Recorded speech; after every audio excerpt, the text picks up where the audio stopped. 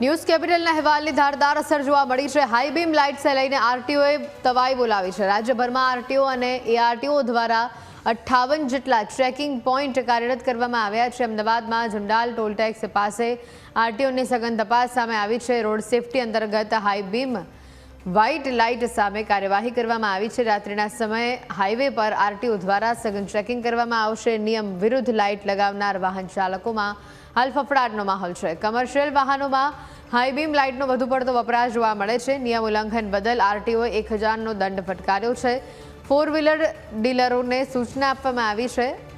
Standard અને લાઇટના beam approval થયેલા છે એ લોકો જ વેચાણ કરી શકે। મંજૂરી વિનાના લાઇટ બીમનો ઉપયોગ કરાશે તો રોડ સેફટી અંતર્ગત કાર્યવાહી કરવામાં આવશે।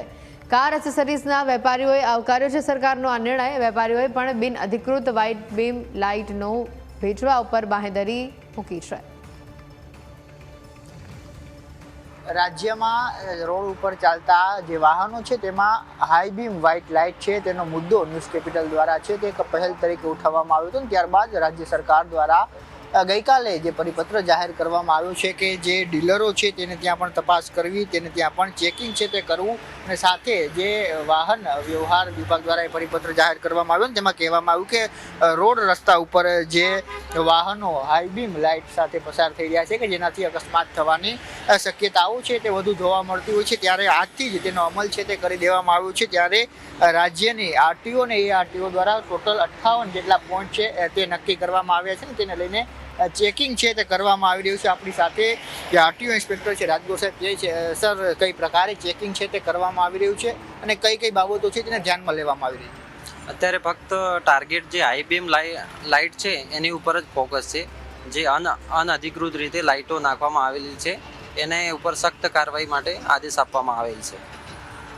હાલ જે કાર્યવાહી કરી રહ્યા છે ત્યારે ખાસ કઈ પ્રકારની જે લાઇટો છે કે કારણ કે અનેક કંપની ફિટેડ લાઇટો છે તે પણ આવી રહી છે, એવામાં સમસ્યા એ આવી રહી છે કે કંપની ફિટેડ લાઇટ છે અથવા હાઈ બીમ લાઇટ છે કઈ પ્રકારે એ નક્કી છે તે કરવામાં આવે?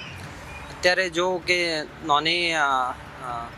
નાની ગાડીઓ છે તેમાં હજુ કોઈ ફિક્સ નથી, એટલે એ અત્યારે એના પર અમે કાર્યવાહી નથી કરી રહ્યા, પણ જે કોમર્શિયલ વ્હીકલ છે અને જે અલ્ટરનેશન કરેલું છે એના ઉપર સખ્ત કાર્યવાહી કરી રહ્યા છીએ। અત્યારે કઈ પ્રકારે જે ચલણ છે તે આપવામાં આવી રહ્યું છે ને એને કેટલાનું ચલણ છે તે વાહન ચાલકને આપવામાં આવે? અત્યારે રોડ સેફટીનું ચલણ આપવામાં આવી રહ્યું છે ને તેની ચલણની કિંમત 1000 રૂપિયા છે અત્યારે। ચોક્કસથી તો આ કામગીરી છે તે કરવામાં આવી રહી છે। આ જ પ્રકારે રાજ્યમાં ટોટલ 58 જેટલા પોઈન્ટ છે આરટીઓ અને એઆરટીઓ દ્વારા નક્કી છે તે કરવામાં આવ્યા છે અને તે અંતર્ગત જ આરટીઓ વિભાગ દ્વારા જે રસ્તાઓ ઉપરથી પસાર થતી વ્હાઇટ હાઈ બીમ લાઇટો છે તેના વાહનોને રોકવામાં આવી રહ્યા છે અને સાથે રૂપિયા 1000નું જે ચલણ છે તે પણ આપવામાં આવી રહ્યું છે। કેમેરા પર્સન રીતે સુથાર સાથે જયેશ ચૌહાણ, ન્યૂઝ કેપિટલ, અમદાવાદ। જે હાઈ બીમ લાઇટ હાલમાં ઉપયોગ કરવામાં આવી રહ્યો છે તે અંતર્ગત સૌથી પહેલાં જેટલા પણ ડીલર જે વાહનોનું વેચાણ કરી રહ્યા છે 4 વ્હીલરનું એમને એઆઈએસ સ્ટાન્ડર્ડ હોય સીએમવીઆર રૂલ અંતર્ગત જે બી સૂચનાઓ આપવામાં આવેલી છે, જેને ડિઝાઇન અપ્રુવલ છે, જેના લાઇટના બીમ અપ્રુવલ છે એ જ લોકો એ પ્રમાણેનું વેચાણ કરશે એવી સૂચના તમામ ડીલરોને આપવામાં આવેલી છે। આ ઉપરાંત જેટલા પણ વાહન માલિકો છે જો આ એઆઈએસ અપ્રુવલ સિવાયના અન્ય જગ્યાએથી કોઈપણ હાઈ બીમ વાપરવામાં આવશે જેનું અપ્રુવલ નથી તો આ તમામ વિરુદ્ધ રોડ સેફટી અંતર્ગત 1000 રૂપિયાનું ચલણ આપવામાં આવશે। આમ આદમી માટે સારી વસ્તુ છે અને નિર્ણય બી સરકારનો સારો છે।